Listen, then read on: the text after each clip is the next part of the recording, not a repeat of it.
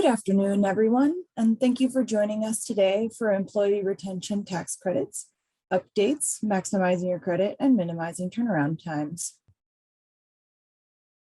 For those of you joining us on a webinar for the first time, MP is a full-service human capital management services company offering a suite of products and services, including HR, payroll, benefits administration, time and attendance, and compliance.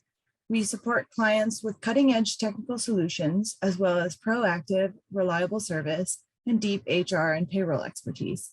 MP is wired for HR and helps clients succeed by aligning their HR strategy with their business goals.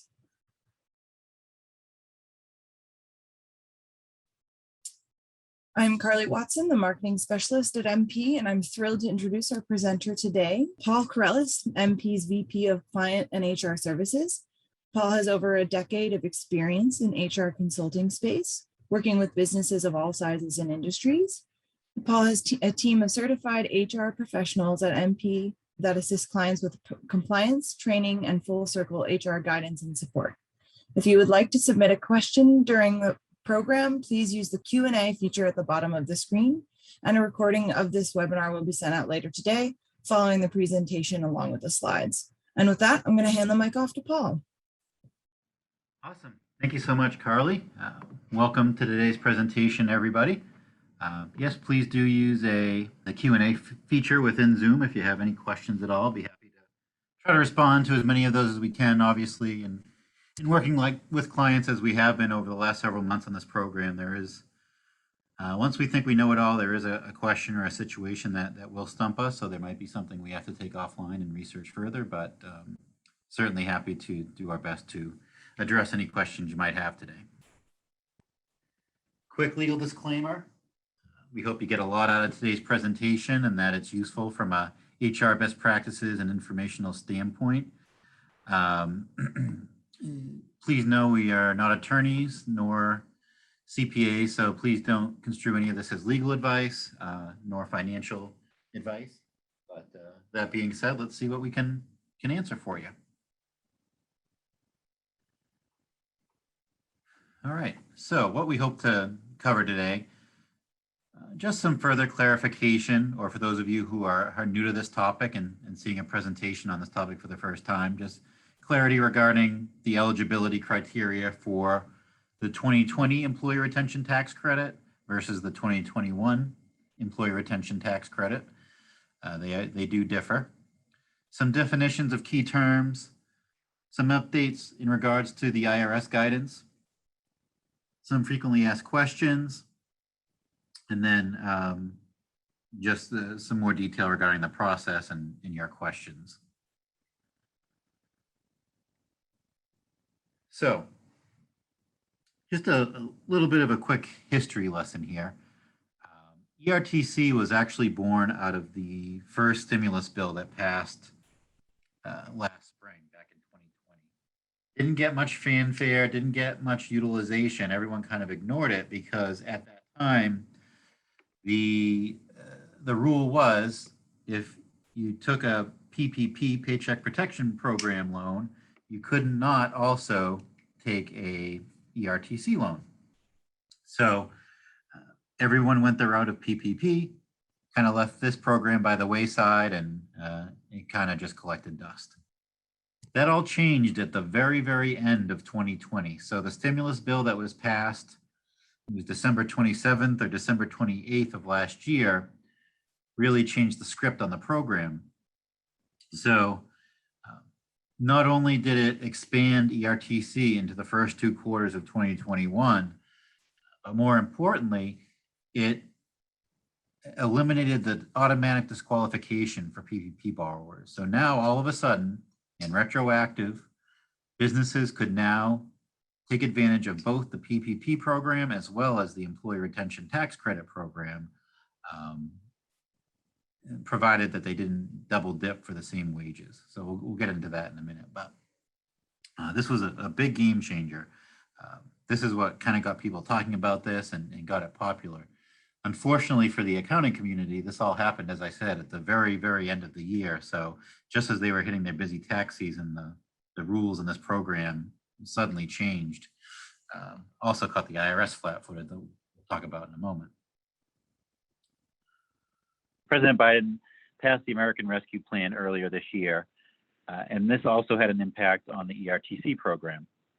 So it extended the ERTC into 2 more quarters, that being the quarter in right now, Q3, as well as Q4 of this year. It also created 2 new categories of eligibility, or expanded eligibility for businesses.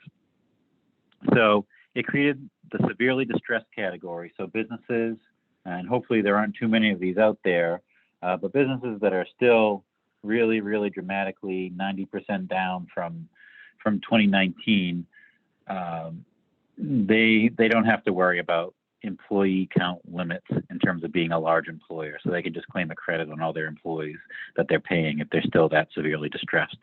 And that's in Q3 and Q4 of this year. It also created the recovery startup business category, which I imagine will have more participants in it than the severely distressed.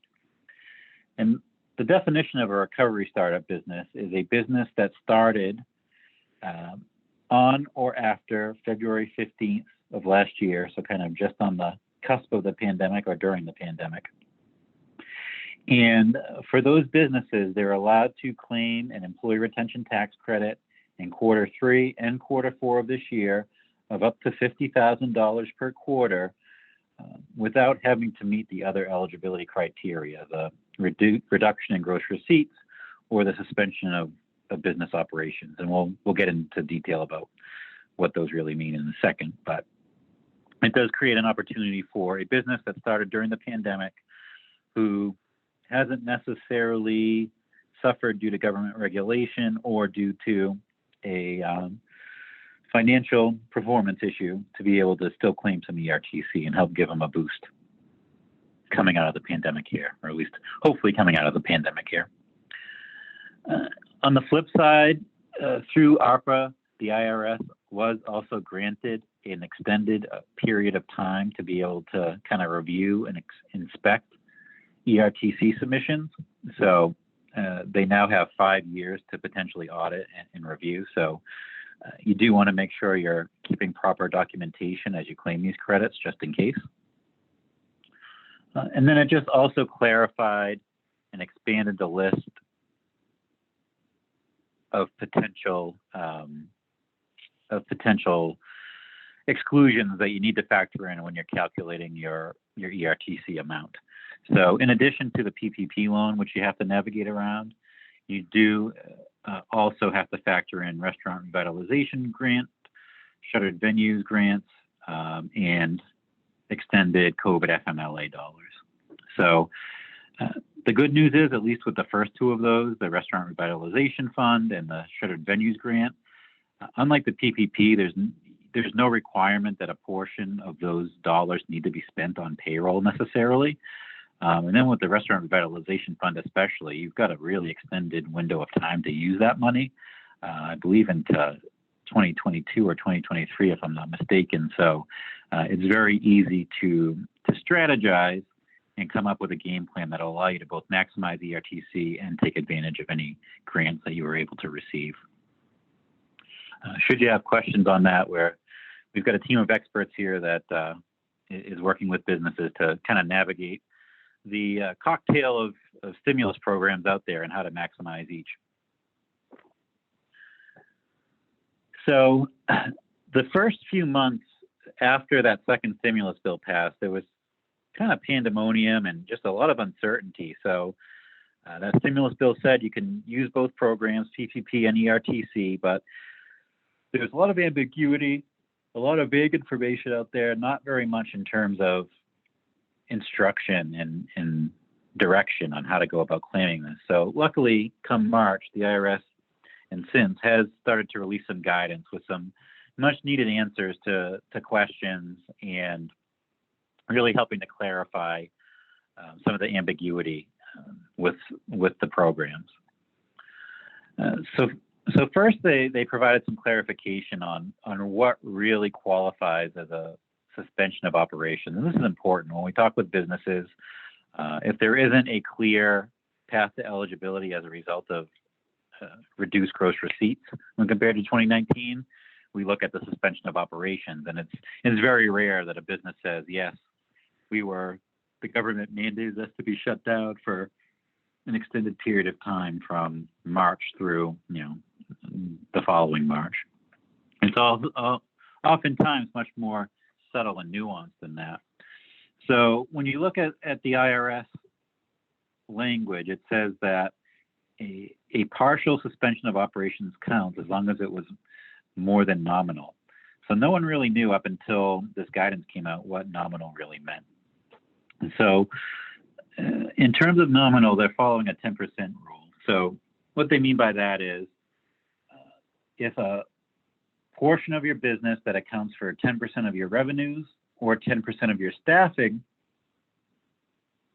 was negatively impacted by a COVID-19 related regulation, whether that's federal, state, city, or local, that would be the avenue to define it as more than nominal. So in terms of examples of that, that could be a brewery who was able to continue their retail sales, able to continue selling six-packs and whatnot, but they were not allowed to serve people at the bar, at the tap room, at the brewery. Another example might be a restaurant who was still able to do takeout, but the dine-in service was reduced to 50% capacity.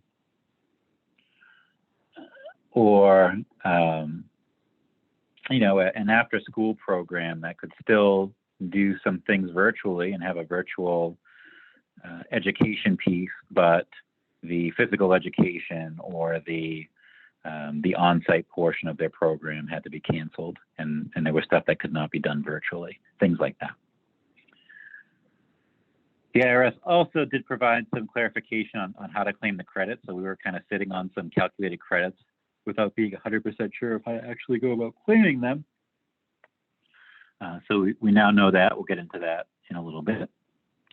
There was also some clarification in terms of owner wages. So the final rule is that if someone is a 50% or greater shareholder and their family members, they're excluded from the calculation. There was also clarification on the aggregation rules. So when there is a controlled ownership situation, those businesses do have to be aggregated, both for good and bad. So the potentially bad is that you have to count all the employees at all those businesses. So it could push an employer to large employer status. On the flip side, the aggregation rules can also benefit you because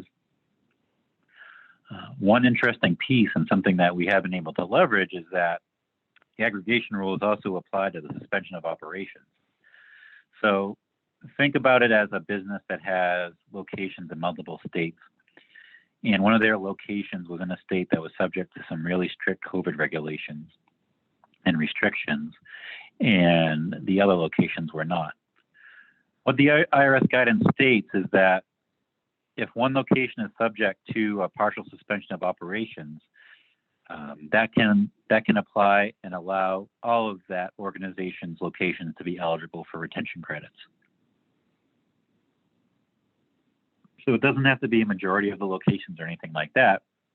As long as one of the locations is affected, that can be applied across the board, which can come in really handy.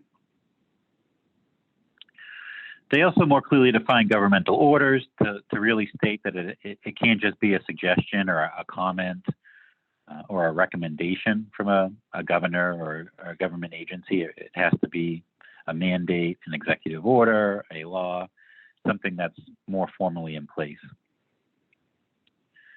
And then finally, the guidance did also provide many scenarios, which really help us in working with clients and hearing what their situation is, and sometimes finding a very close comparison through the scenarios provided by the IRS.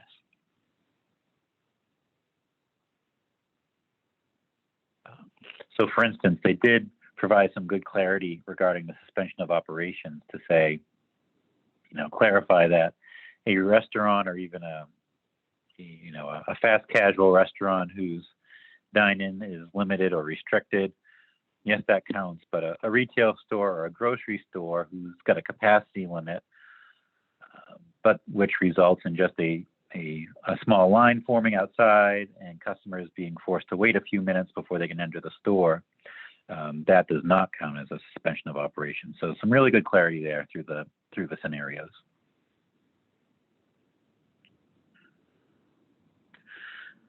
So let's dive a little bit deeper and make sure that everyone's clear on the avenues to eligibility. So there are two pathways to eligibility, and keep in mind that only one of these has to be met. The first of which is that suspension in operations. So with ERTC, when operations are fully or partially suspended during any calendar quarter due to orders from an appropriate governmental authority limiting commerce, travel, or group meetings due to COVID-19, that's your avenue or the narrative you want to support in terms of using the suspension of operations eligibility. Otherwise, the other avenue would be a decline in gross receipts. So depending on which year's ERTC you're looking to claim will depend on how much of a decline in gross receipts you need to have. So let's do a little side-by-side comparison here. These are the 2020 and 2021 programs in a nutshell. So first significant change is the definition of large employer. So for the 2020 program, a large employer is defined as a business who in 2019 averaged 100 or more full-time employees. For the 2021 program, large employer definition was bumped up, and again, you look at 2019, but who averaged in 2019 an average of 500 or more full-time employees. A full-time employee, by definition of this regulation, is defined as an employee who averaged 30 or more hours per week. So same hours requirement as the Affordable Care Act, for those of you who are subject to the ACA, but where it differs from the ACA is that you do not have to count full-time equivalents. So while part-time employees are eligible for an employer to claim credit on, they don't have to be counted in terms of your full-time employee count when looking at 2019. So you don't have to say count 2 15-hour-a-week employees as one full-time employee when you're determining your size, which again helps certain businesses a ton. We've worked with some multi-unit restaurants or retail establishments who have a lot of part-time employees, but their full-time employee count is somewhat limited. So that was advantageous for them in that situation. Another key difference between the two programs is the required receipts decline. So again, you're always comparing against 2019, but for the quarters in 2020, you need to show a 50% drop between that quarter in 2020 and 2019, whereas in 2021, you only have to show a 20% drop. And you see the asterisk there and the preceding quarter rule. What that means is for the 2021 program to qualify, you're allowed to either look at the current quarter or the immediately preceding quarter. So what that means is that if you were wondering about your eligibility where we are right now in third quarter, obviously we're still in the first month of the quarter. So you don't know what your gross receipts are going to shake out as by the end of this quarter and how those will compare to 2019. For businesses that want to be proactive and either have a good idea or certainty of their eligibility or want to be claiming this on an ongoing basis through their payroll tax liabilities, you are allowed to look at the previous quarter. So if your quarter 2 gross receipts showed a 20% or greater decline when compared to quarter 2 of 2019, you can use that to claim eligibility in quarter 3. So similarly, if you were looking for your eligibility in quarter 1 of this year, you would be allowed to look at quarter 4 of last year versus quarter 4 of 2019. The amount of the tax credit itself has also changed. So the 2020 program, you're able to realize a $5,000 credit per employee, 50% of wages up to $10,000 in wages. Whereas this year, it's a 70% credit on $10,000 of wages, and each quarter is essentially its own ERTC program. So you can claim up to $7,000 per employee per quarter. So if a business should find itself eligible all 4 quarters of this year, they could receive up to $28,000 per employee this year. In terms of the eligibility windows and what wages you can look at to claim credit on, for the 2020 program, it runs from March 13th through the end of the year. And then this year, again, you look at each quarter separately, but all 4 quarters and all 365 days of 2021 can be factored in.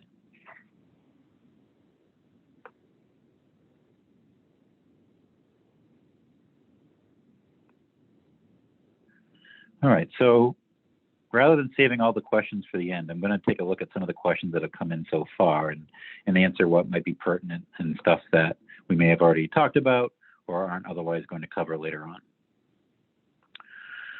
All right, so unfortunately, this is a common refrain, but we have applied for 2020, Q1 2021, and Q2 2021 ERTC credits and haven't heard from the IRS at all. No money, no letters, etc. Is that normal, and how long should we expect to wait for the funds to arrive? Great question, and hopefully it's comforting to know that you're not alone. But please know that you are certainly not alone in this at all. I'd say the answer lies in how you went about claiming those credits, especially for this year. So by the time we knew about the 2020 program, everything had to be filed via an amended return, a 941X. For the other quarters this year, if you have filed your ERTC on the 941, so on the standard filing that you would have otherwise done to report all of your payroll tax activity from that quarter, you should receive the check, I'd say about 4 weeks after filing your 941. So if your Q1 ERTC was filed on your 941, you should have received that by now. The Q2, I'd expect hopefully by the end of August. So in those cases, yes, you should have received the check. But if all of your ERTC claims were on a 941X or something other than the 941, it is unfortunately completely normal to still be waiting. So I can't say that we've seen any 2020 ERTCs checks come in just yet. The best way, or the only way really to track that as of right now, is by requesting an IRS transcript. And for those that we have, we are seeing the IRS reflecting that the return has been received and sent and submitted for processing of the return, but we haven't seen any that reflect a check being issued or the processing to be complete. In terms of timeline and what the IRS is doing, it is delayed. It is all on paper. From what I've read, they literally have tens of millions of amended returns that they're trying to sort through manually. Unfortunately, a lot of these stimulus programs really got put into place without them being aware or being prepared for them. So they're playing catch up quite a bit, just trying to, their software wasn't designed to incorporate some of these changes to the tax code. But last we heard, they were saying, in a worst case scenario between the time to receive and acknowledge and send for processing, then the time to actually process and issue the checks, they were saying, again, hopefully worst case scenario, but it could be up to a 7-month time frame from when that's submitted to when you get a check in hand, unfortunately. And I know that flies in the face of providing relief to businesses, but that was as of May. From what I've read, they are trying to diversify themselves a little bit in terms of who's able to process these. So I believe it was singled out to 2 IRS office locations, and they are now training additional locations and kind of spreading the wealth a little bit in terms of the filings and the paperwork. So they are working to expedite the process and get faster turnaround times. But while that's going on, more and more businesses are learning about the program and taking advantage of it. So I'm sure the volume is increasing as well. So unfortunately, that is where we stand. But the best advice right now, and it's a moot point unless we're talking about third quarter ERTC right now, but the best thing you can do is do all that you can to get your future ERTC claims on the 941 rather than an amended return. One thing we don't know about, and we'll probably talk about it later on, is the Form 7200. So that's the ability to request an advance before you do your 941 filing. And historically, the turnaround time of those has been 2 weeks. So I know a lot of people jumped on that to claim their ERTC credits, thinking they'd get them in 2 weeks. But unfortunately, those proved to be just as slow as the amended return. So they are saying they're making some strides there. We haven't tested the waters. We're hesitant to do so, but that is another potential avenue. We don't yet know if the turnaround time is any faster on the 7200 request for advance payment. If you submit an employee retention credit during a quarter and is rejected or denied, will there be a penalty assigned by the IRS? I guess it depends on the circumstances.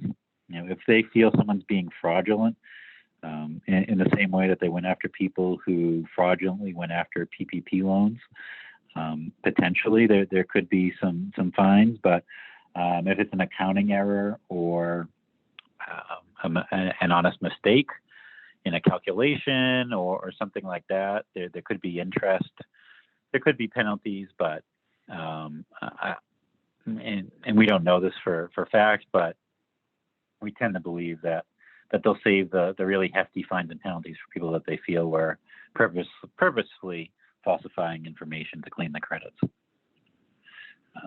But that being said, again, we certainly recommend having a strong narrative that you can lean on in terms of eligibility, especially whether that's having proof of your gross receipts, or if you're leaning on the suspension of operations, having a pretty strong narrative there in terms of your reasoning, and then just keeping all your documentation in a row, especially with your PPP and payroll amounts on the PPP application. Okay, so a question about the 10% rule and travel restrictions. If the business was open, but due to travel restrictions, the volume of business was impacted,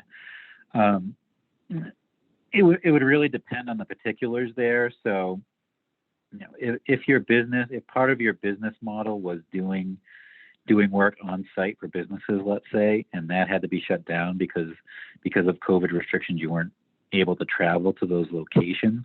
So let's say you did some work overseas and the travel shutdown prevented you from doing that, and that accounted for 10% or more of your business, then yes. If there were feasible ways to travel to locations, but either the businesses didn't want you traveling in or the employees didn't feel comfortable traveling in, that would lean more towards a no.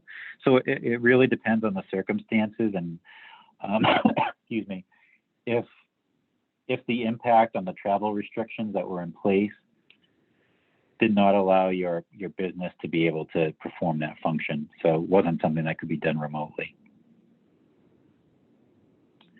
If you use the preceding quarter rule and use quarter 2 to qualify for quarter 3, I presume this means you cannot also claim the credit in Q2 itself. You actually can. So if you qualify in quarter 2, you can claim quarter 2 and quarter 3. Similar, we'll talk about it in a second, but it's just a different way, but similar to how 2020 is measured. We'll get into that, I think, on the next slide. One more here. We were informed by our payroll vendor that Form 941X amendments cannot be submitted to the IRS electronically. It has to be mailed. Is this true? If so, have you heard what the average timeline for employers to receive the refunds? So I did share, again, it could be up to 7 months on the turnaround time. And unfortunately, your payroll vendor is accurate there. There have been accounting groups and lobby groups who have petitioned the IRS to allow 941X to be e-filed, but that is not a current capability. So we are, as a payroll vendor ourselves, we are also sending in paper forms, unfortunately. One other request that I thought was even more reasonable was to create a separate mailing address for 941Xs to claim ERTC credits, but they're all still going to the general instructions on the 941X itself, a general mailing address to the IRS. So they're getting lumped in with all other amendments too. So they're not doing themselves any favors in terms of addressing the backlog that way. Okay, so a few key definitions before we move forward. Again, the wage period is after March 2020 and before January 1st of next year. Qualified wages, so those are salaries, commissions, tips, which is a question that comes up a lot, or similar comp subject to FICA tax. So FICA taxable, Social Security and Medicare taxable wages, gross pay essentially. You are also allowed to add in healthcare expenses as well, insurance expenses. The definition of gross receipts includes total sales and all amounts received for services. Also includes interest, dividends, rents, royalties, and annuities. For nonprofits, it includes all monies received, grants, contributions, things like that.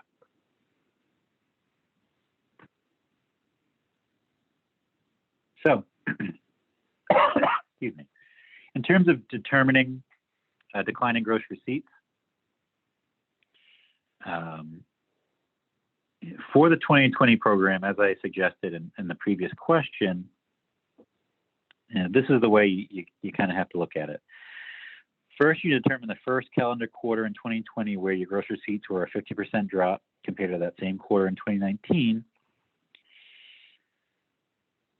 You then continue to look at each quarter, and should you find a quarter where the gross receipts when compared to 2019 showed less than a 20% decline, you're still able to claim the credit in that quarter where they rose, but you lose eligibility in the quarter following. So to kind of show an example of that, this company here in quarter 2 had a 52% drop in quarter 2. In quarter 3, the drop was only 17%. And then in quarter 4, the drop was only 8%. So because they had a 50% or greater drop in quarter 2, they qualify. In quarter 3, it rose above that 80% mark, but they're still able to claim ERTC in that full quarter, but the quarter following, meaning quarter 4, they lost eligibility because of that rise in quarter 3.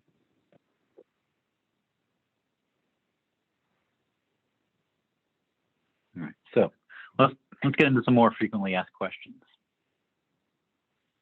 So I think we just answered this, but again, despite requests by business lobbies, groups, associations, no luck in automating the 941X process. It is a paper form at this time. This is one that comes up sometimes. So let's say a business just unrelated to COVID decided to change their business model and discontinue a division of their company.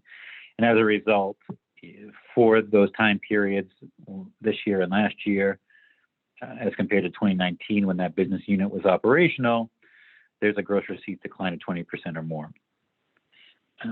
A business does not have to give any reasoning as to why the cause for the decline in gross receipts. So oftentimes it is related to COVID-19, obviously, but whether it is or isn't, that is not important.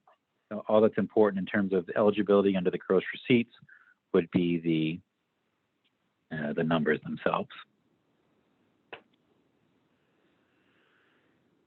So this is an important one, a question that we get quite a bit. How do you determine your employee counts for ERTC purposes when it comes to defining yourself as a large employer and a small employer? So you count employees who average 30 or more hours a week or 130 hours per month for each month of 2019 and divide by 12. And another question that I don't think is here is, so what if I am considered a large employer? What if I'm considered a small employer? So the importance for that definition is a small employer, once otherwise eligible, can claim the employee retention credit on all wages paid to all employees. A large employer is restricted to only claiming employee retention credits on wages and payments made to employees who were not performing any work during that time. So the most common and reasonable application of that would be someone who is a large employer. Let's say their full-time employee count in 2019 was 250 employees. So for 2020, they're considered a large employer. They're restricted to what they can claim for ERTC. What most commonly that'll be is their business was shut down for a period of time during the height of the pandemic. They had people on furlough. Sometimes they provided some payment to those employees on furlough. If so, those payments would be eligible. More commonly, what it is that they kept those employees on the health insurance. So the health insurance costs while employees were on furlough can be claimed for ERTC credit for those large employers. But if we're using my example, that 250 full-time employee business, come 2021, if they're still eligible, is now considered a small employer for that program, so they can then claim the credit on all the wages in 2021.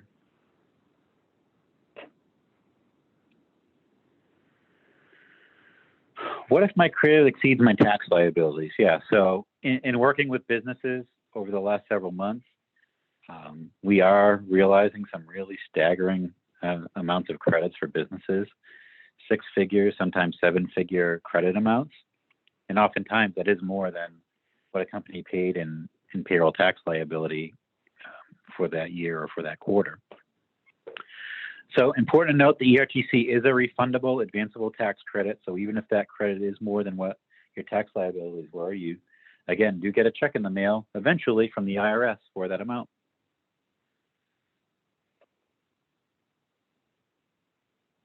I think we covered this a little bit, but we can't cover it too much. What qualifies as a full or partial disruption to operations? So again, more than a nominal part of the business operations is suspended by a governmental order.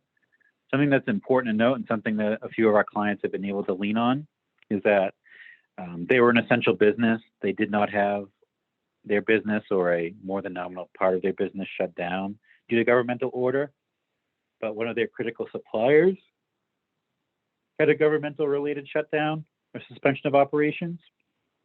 In those cases, while that was in effect, those businesses can then claim a retention credit because of their critical supplier being shut down by governmental order. So something to look into.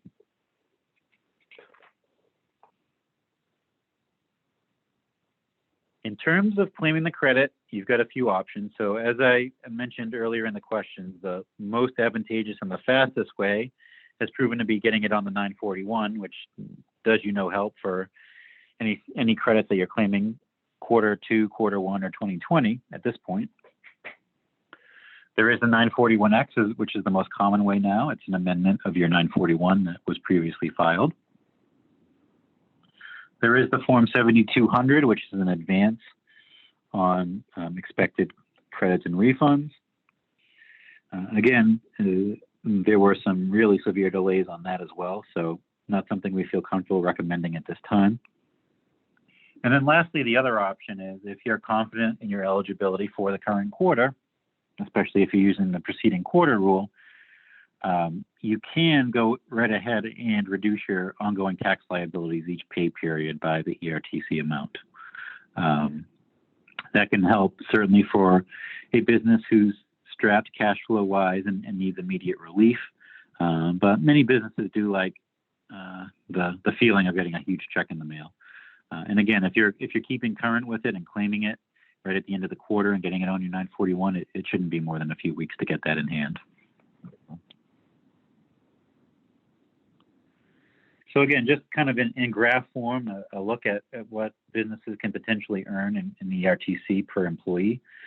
So the light blue is the 2020 program, the orange is the 2021 program, and the dark blue is the grand total.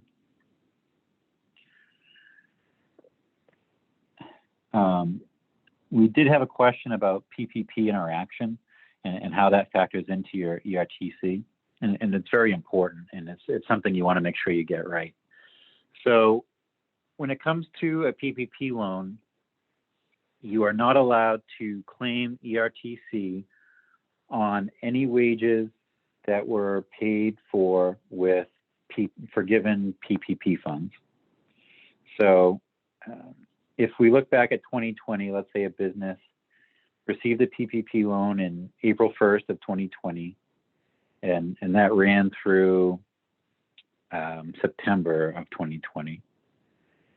If it took them, if on their forgiveness application, they allocated 100% of their PPP loan towards payroll costs, and it took that long for them to exhaust that money through payroll costs, that time period would have to be excluded from the ERTC calculation.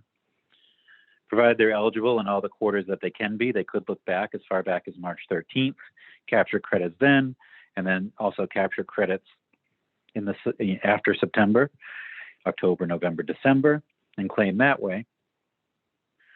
But it really hinges on your PPP loan, and more importantly, what you attributed to payroll costs. So in a case where your PPP loan didn't even begin to address the amount of payroll costs that you paid during your covered period, as soon as you've hit the amount, you can start claiming ERC. So let's say, again, you got your PPP loan and your covered period took you from April through September, but by July, you had spent all of the PPP or whatever you put on the forgiveness application minus your other allowable expenses, had allocated that towards payroll costs. Starting with that payroll after July, you can then claim ERTC even if you're still within your covered period. So most, if not all, businesses have already submitted their forgiveness applications for 2020, so their hands may be tied a little bit. If you did include other expenses on your forgiveness application, even if you stated that 100% of it was for payroll costs, if on the forgiveness application it lists rent, utilities, other allowable expenses, you can subtract that from the payroll costs on the forgiveness application, and then kind of look at your payroll reports and see, okay, which payroll dates did it take me to hit that number? As long as you have at least 60%, so that's the minimum in terms of PPP, you have to spend at least 60% of your PPP loan on payroll costs. But whatever other allowable expenses you have and have listed on your forgiveness application, as soon as you've hit that magic number in payroll costs, you can then start claiming employee retention credits. So for those of you who were able to get a second draw PPP loan this year, most people have not yet filed for forgiveness for that. You know, the strategic thing to do there is to, should you be able, allocate 60% towards payroll costs, and then do your best to come up with up to 40% in other allowable expenses, especially with the expanded list, where you can now use supplies, PPE, costs of HR and payroll cloud computing, all of that kind of stuff. If you can minimize your payroll costs and use of PPP funds for payroll costs as close to 60% as possible, that'll open up the window for greater claim of ERTC credits. So again, something where it may be worthwhile to put your strategic hat on when it comes to maximizing all of the programs.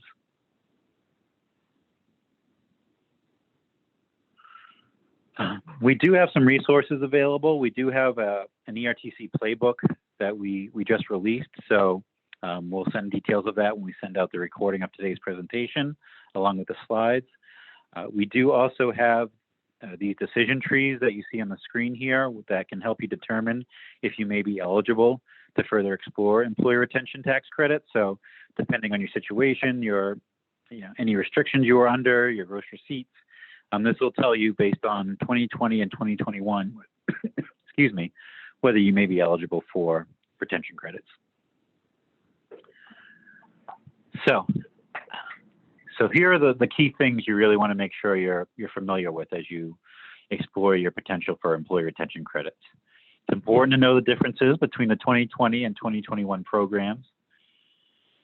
It's important to understand how to calculate your employer size and what that really means, again, whether you're large or small. You want to make sure you're correctly calculating your gross receipts if you're choosing that pathway to eligibility. You want to understand and make sure you're confident if you're going to lean on the suspension of operations guidelines and confident in that what you are subject to qualifies. You're going to understand the limitations on owner compensation. Again, if there are 3 unrelated parties that each own a third of the business, you can claim those wages. It's more than 50% or greater shareholders and family members. You do want to understand the aggregation rule. So having to count all the businesses within the control group and the pros and cons of that, and things you have to consider that are potential negative versus the things that can benefit you from that. How to maximize around the PPP. So that's really where we've been able to work some magic here is excluding the PPP that we have to, but then using the time periods before and after that to maximize the credits. Want to make sure you keep proper substantiation of your records for at least 5 years. And then also just realize it isn't too good to be true. So again, this has been some really rewarding work for us, getting to help businesses realize some really large credits, and it's for real. It can add up really, really fast. So again, it's not uncommon to see an employee retention credit of several $100,000 or even $1 million. And then lastly, unfortunately, it is important to have some patience with this. So when you're claiming your 2020 credits at this point, or quarter 1 or quarter 2, and amending some returns, don't hold your breath. It is taking the IRS a while to get through these, but do know we can request transcripts. We can confirm that they've been received after a while and show that they're in progress, but we aren't yet seeing quick turnaround times on this. All right, so let's see what other questions we have here. If you cannot show receipt declines at all compared to 2019, is there any pathway to claiming employee retention credits? Yes. So even if your revenues were up, if your business was affected by COVID regulations, then you definitely still qualify. And we have seen a couple of examples of that. It's been kind of silver linings in fortunate situations. Sometimes a business may have added a location, so their gross receipts are up. I remember I spoke to a brewery not too long ago who said, yeah, we had to shut down our tap room, and that was more than 10% of our business, but the takeout sales and the 6-pack sales more than made up for it. Our revenues were actually up, but because that tap room was closed down, they were still eligible. Similarly, I spoke with a restaurant who did have to shut down or restrict their dine-in service, but things really took off with takeout and DoorDash and all of that stuff. So their revenues weren't down anywhere near 20%, but because they had to shut down the dining room or severely restrict the capacity in the dining room and how late the dining room could be open, that was their pathway to eligibility.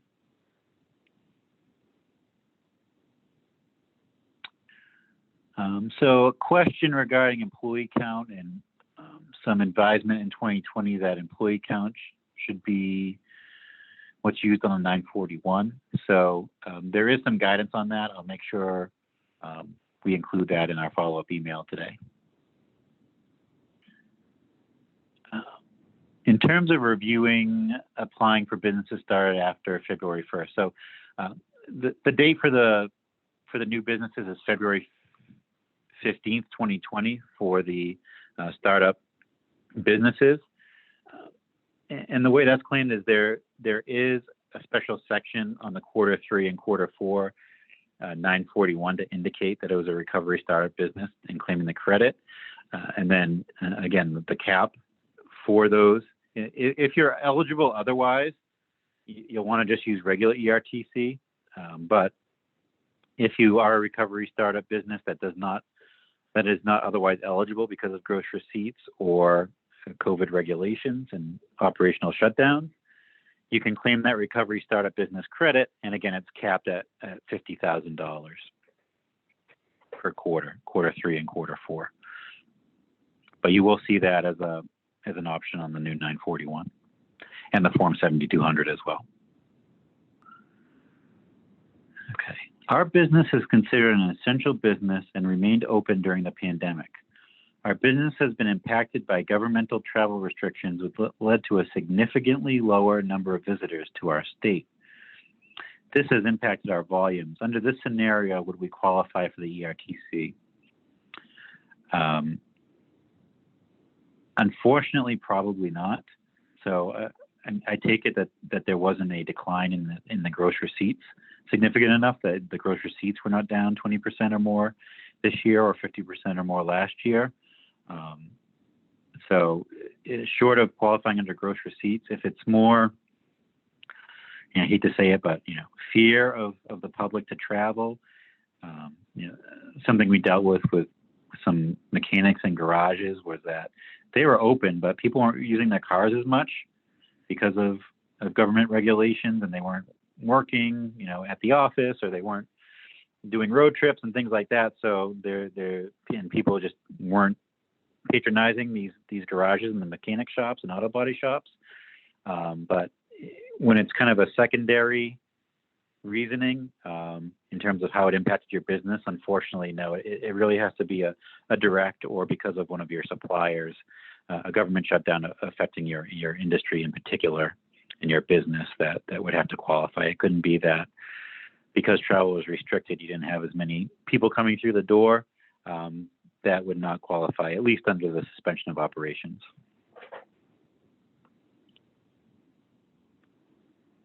Can you compare 2021 against 2019? Yes. So, excuse me. Whether it's comparing gross receipts or looking at your employee count, you always want to compare against 2019. So when you're looking at that gross receipts measure for 2021, you need to compare against 2019, yes.